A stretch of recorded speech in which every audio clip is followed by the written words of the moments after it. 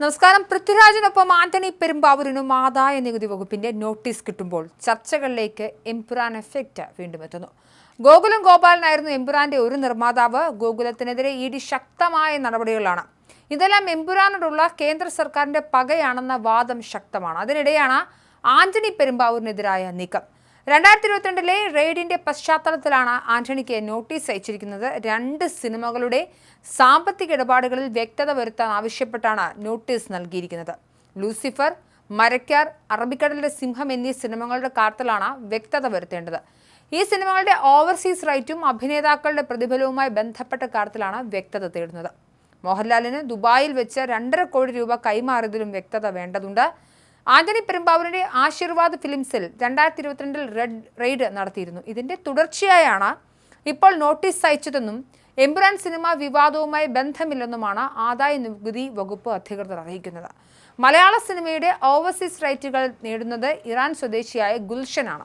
വലിയ തോതിൽ കള്ളപ്പണം വെളുപ്പിക്കലിവിടെ നടക്കുന്നുവെന്ന സംശയം ആദായ നികുതി വകുപ്പിനുമുണ്ട്. തങ്ങൾക്ക് കിട്ടിയ കണക്കുകളും റിപ്പോർട്ടുകളും ആദായ നികുതി അന്വേഷണ വിഭാഗം ആദായ നികുതി അസസ്മെന്റ് വിഭാഗത്തിന് കൈമാറിയിരുന്നു. ആദായ നികുതി അസസ്മെന്റ് വിഭാഗമാണ് മാർച്ച് അവസാന ആഴ്ച ആന്റണി പെരുമ്പാവൂരിന് നോട്ടീസ് നൽകിയത്. എംപുരാൻ സിനിമയുടെ സംവിധായകനും നടനുമായ പൃഥ്വിരാജിന് നോട്ടീസ് നൽകിയ അതേ സമയത്ത് തന്നെയാണ് ആന്റണി പെരുമ്പാവൂരിനും നോട്ടീസ് നൽകിയിരിക്കുന്നത്. ഈ മാസം അവസാനത്തോടെ ആന്റണി പെരുമ്പാവൂർ ആരോപണങ്ങളിൽ വ്യക്തത വരുത്തണമെന്നാണ് നോട്ടീസിൽ പറയുന്നത്. ഓവർസീസ് റൈറ്റിന്റെ പേരിൽ വലിയ തോതിൽ നികുതി വെട്ടിപ്പ് നടക്കുന്നുണ്ടെന്നാണ് ആദായ നികുതി വൃത്തങ്ങൾ ആരോപിക്കുന്നത്. അതേസമയം ഗോകുലം ഗോപാലിന് നേരെ നടക്കുന്ന റെയ്ഡിൽ ഒന്നും കണ്ടെത്തിയിട്ടില്ലെന്ന ഗോകുലം ഗോപാലിന്റെ വാദം പൊളിച്ചിരിക്കുകയാണ് എൻഫോഴ്സ്മെന്റ് ഡയറക്ടറേറ്റ്. പ്രവാസികളിൽ നിന്നും ചട്ടം ലംഘിച്ച് 593 കോടി രൂപ പിരിച്ചുവെന്നാണ് കണ്ടെത്തൽ. വിദേശത്തേക്ക് ചട്ടം ലംഘിച്ച് പണവും കൈമാറി.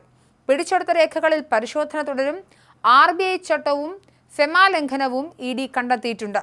ചിട്ടിക്കായി പണം കയ്യിൽ വാങ്ങിയത് അക്കൗണ്ടിലൂടെ തിരിച്ചു നൽകിയെന്നും ആരോപണമുണ്ട്.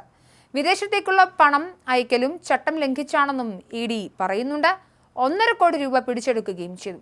ഇതോടെ രേഖകൾ വിശകലനം ചെയ്ത് ഗോകുലത്തെ അറസ്റ്റ് ചെയ്യാനുള്ള സാധ്യത വർദ്ധിക്കുകയാണ്. വാർത്താക്കുറിപ്പിലൂടെയാണ് ഇഡി വിവരങ്ങൾ പുറത്തുവിട്ടിരിക്കുന്നത്. ഗോകുലം ചട്ടം ലംഘിച്ച വിദേശ ഫണ്ട് സ്വീകരിച്ചു.